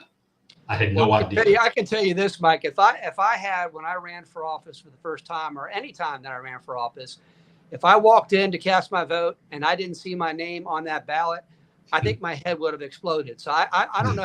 I don't know how you maintain your sanity when you walked in and you confronted that. I could not have done it. I would have been tearing out of there down to the Beaufort County Election Commission faster than you can get anybody. Let's just say that I don't know who the older fellow was, the little worker guy. I don't know who he is, but I know when he left that day, he knew exactly who I was. And we went in right at 5 o'clock. I didn't want the public around. You know how it is. I didn't. It wasn't about me. I just wanted to vote. My wife wanted to vote. Do it at the end of the day, away from the public, and we saw it. It was unbelievable. Senator, this is an election year. I want to let you go. This is an election year. You've been out there already.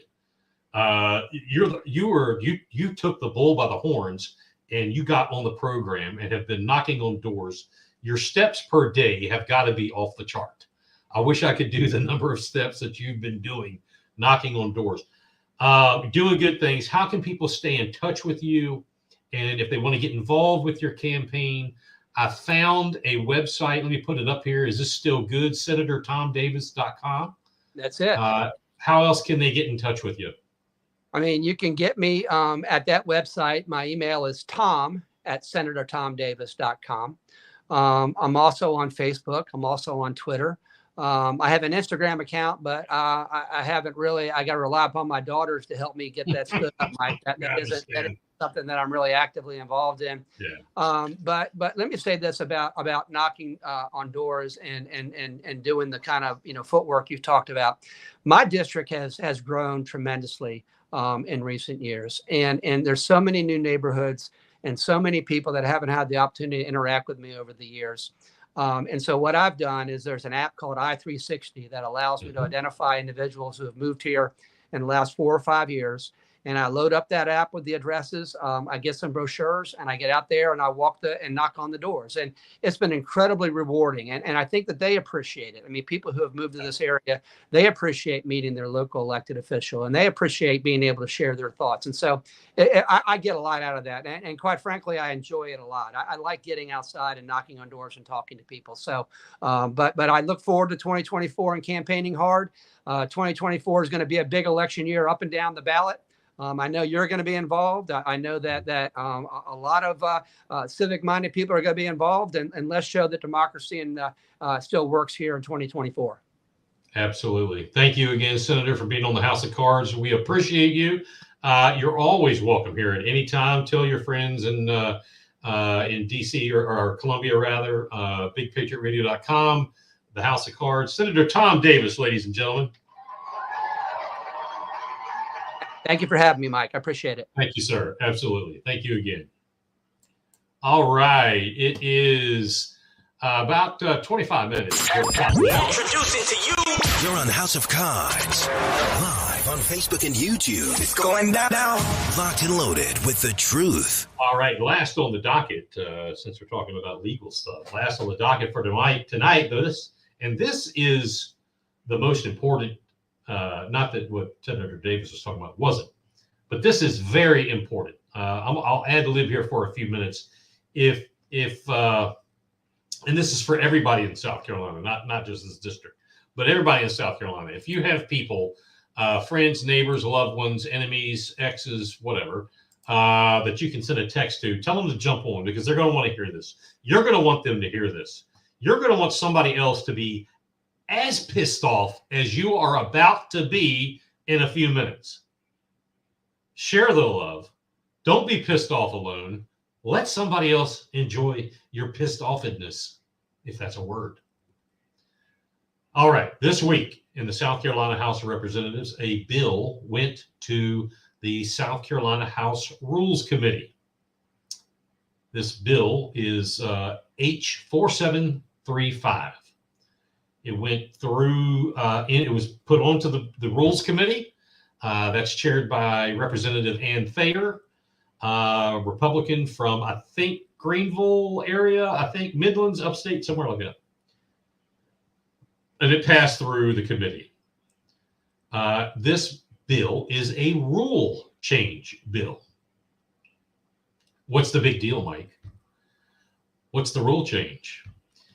If this is to be passed, if this is passed by the entire House of Representatives, the new rule, H 4735, would take away and stifle the amendment process in the House on all bills as we know it. Did you catch that? It would take away and stifle the amendment process as we know it. It'll go piss off in this. I think that's right. That's a good one. Maybe we'll add that to Webster's or Black's Law Dictionary. Anyway, all bills. The elimination would mean that the House Majority Leader, right now Davey Hyatt, Republican, would allow for 12 amendments on any and all bills. Right now, you can put as many amendments as you want. The House Minority Leader, Todd Rutherford, a Democrat from somewhere in the middle of the state, would allow 12 amendments. Then they each would be allowed one amendment. Okay? So that means there could be only 26 amendments on any bill, whether it was to change the color of the state flag to navy blue or Carolina blue instead of navy blue, or if it was about the death penalty. Anywhere in between and all the above, only 26 amendments. That means, and don't forget, this is so important.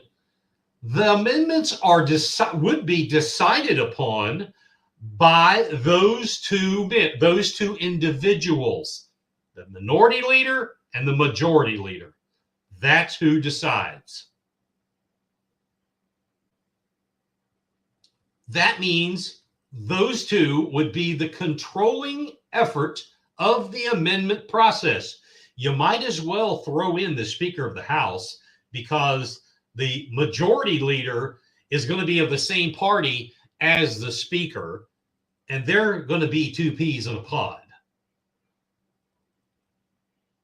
If your state rep, wherever you are, if your state rep has a different view than the majority leader or the minority leader, whichever party you're in, your amendments will not make it to the floor.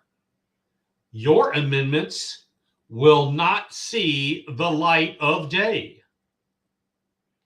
Your voice, Mr. and Mrs. South Carolina, your voice will not be heard.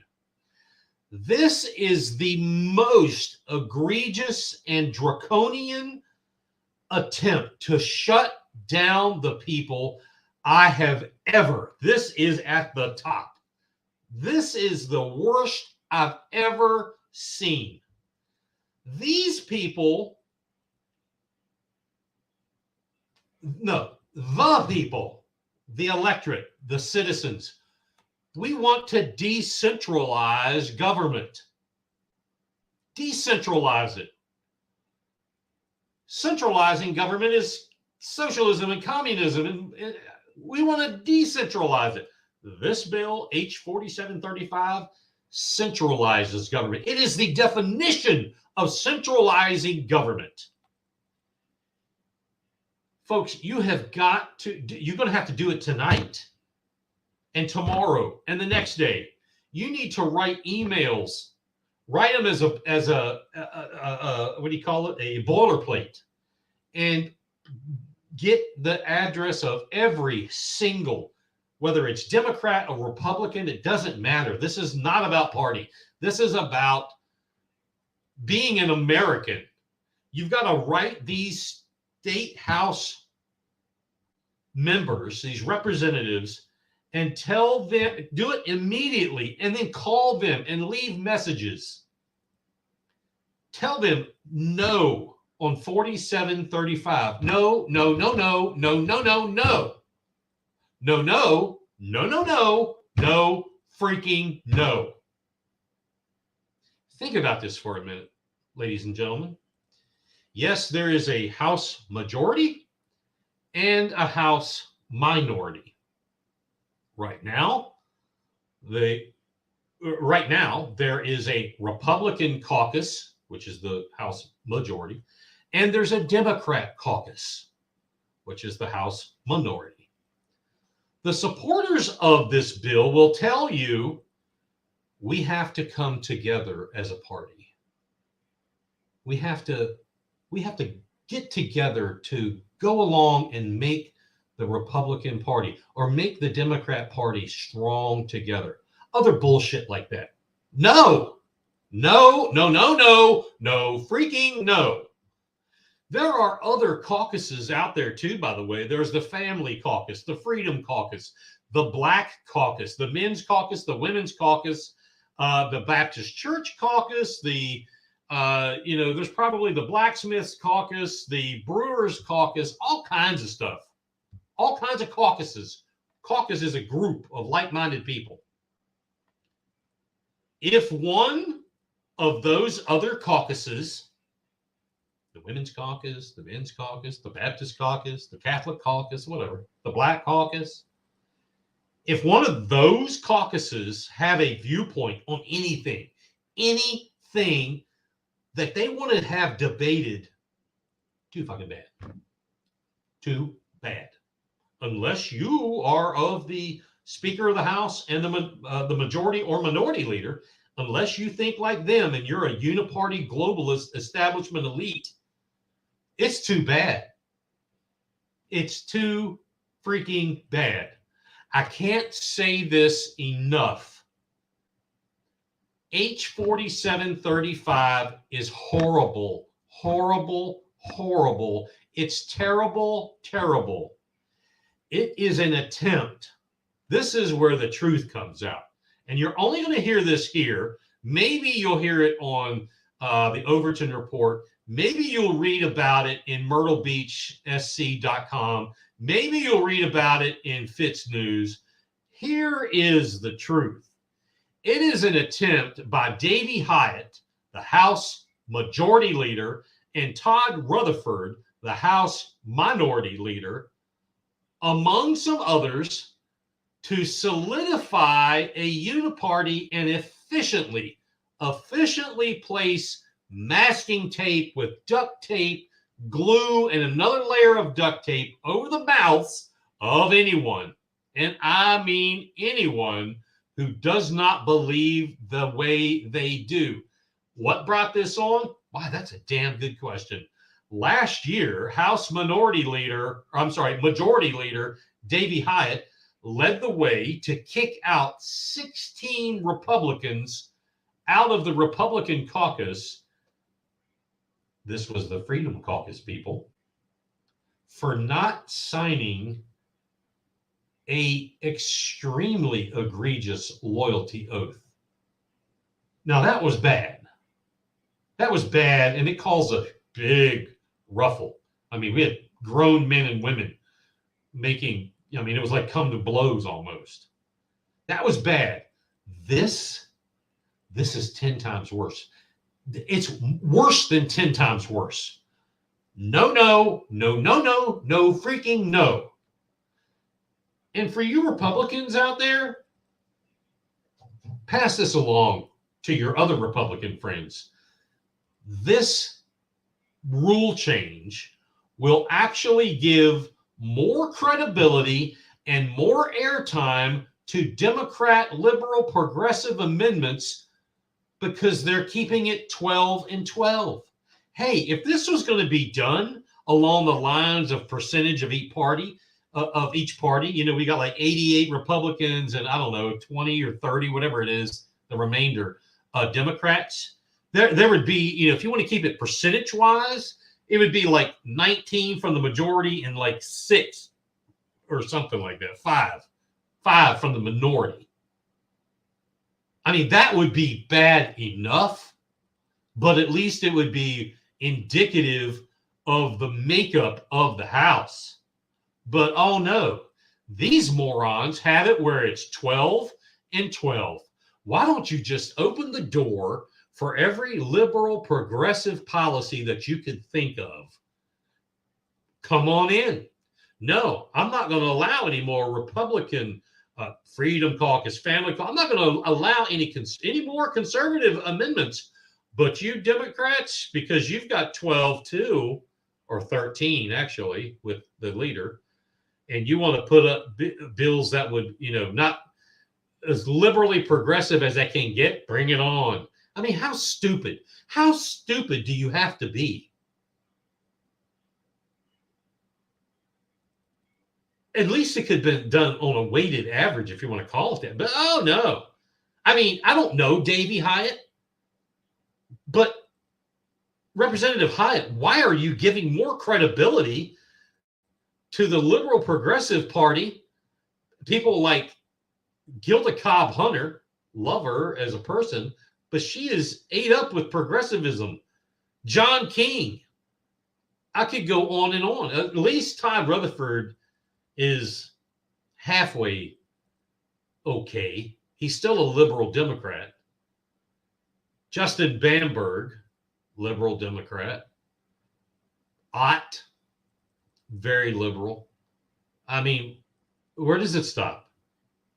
What in the ever-loving F are you thinking, Representative Hyatt? So also in this rule change, they want to eliminate and will eliminate the motion period. Again, are you freaking kidding me? Does the Freedom Caucus have you that worried? Is that what this is all about? Now, here's the thing. The General Assembly already has the cloture rule. Why don't you use it? The Senate does. They do it as the way it's supposed to be. What is wrong with you people in the House? Use the cloture rule. Limit debate. Dispense with the motion period. This was supposed to come to the floor of the House today after passing in committee yesterday. There was one person on the committee, the Rules Committee, who voted no. Good friend of mine, Representative Kathy Landing of Mount Pleasant. She voted no. The rest of the committee made up equally of Republicans and Democrats, minority and majority, all voted send it to the floor, sans Kathy Landing. Then we find out right before we come on the air, Republican leaders pulled it from being advanced today to the floor. Now, an unnamed insider of the GOP in the House said, and I quote, "We are pulling it for today." Now, that's politispeak, in case you didn't know. That's politispeak for we are going to wait until the heat dies down.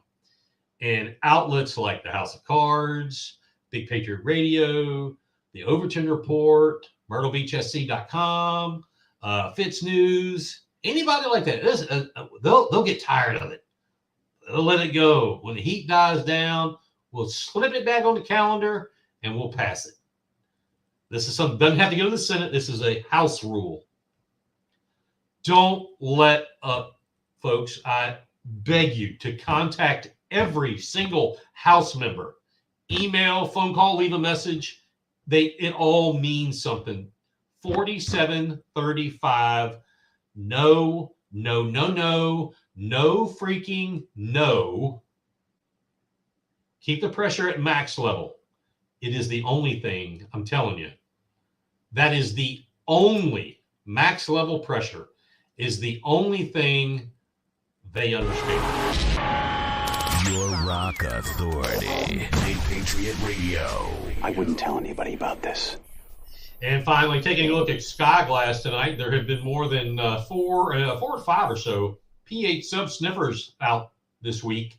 EWACS, the early warning system, radar planes, doomsday planes have been up, and the high-altitude nuclear command centers, those planes have been flying on both coasts all week long, every day.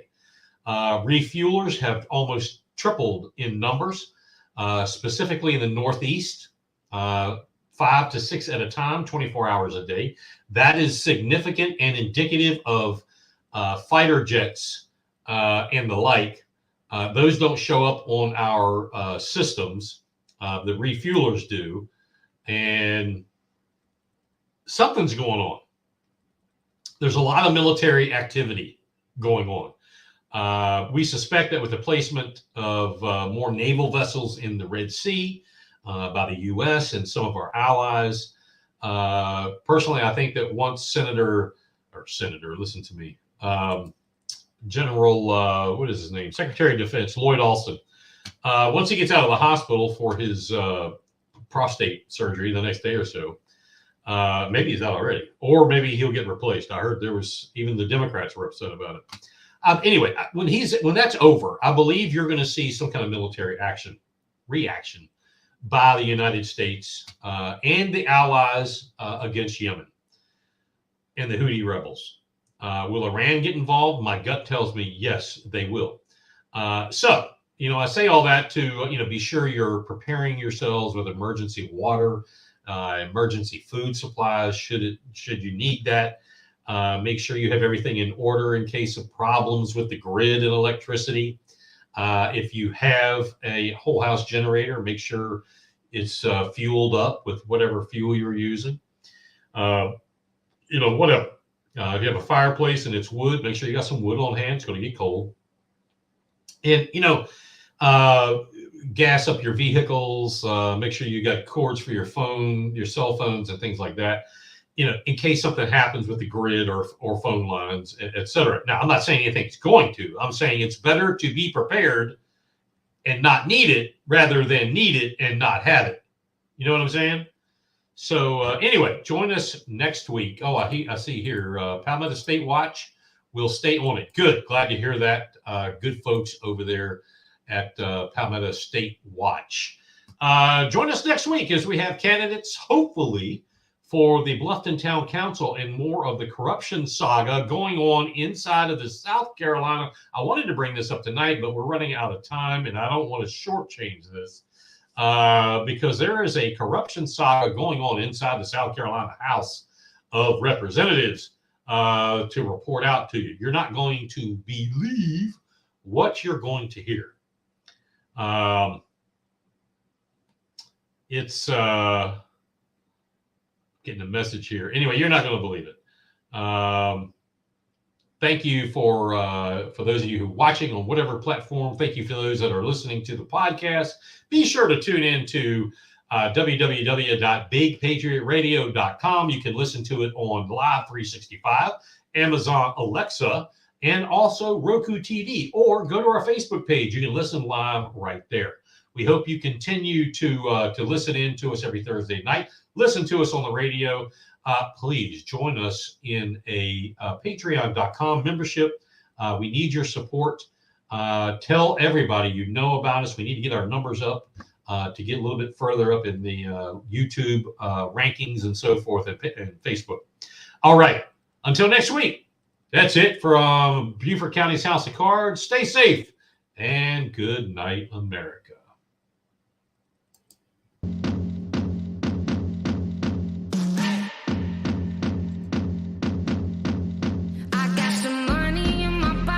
Some trouble on my tail. I can hear the dials and knocking. Guess I'm heading off the rails, singing. Ooh,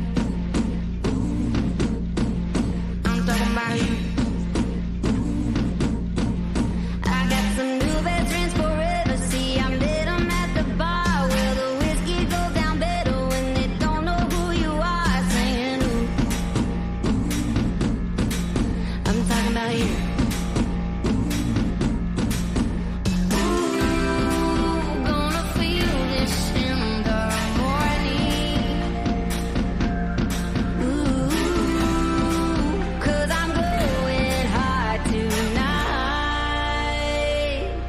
So box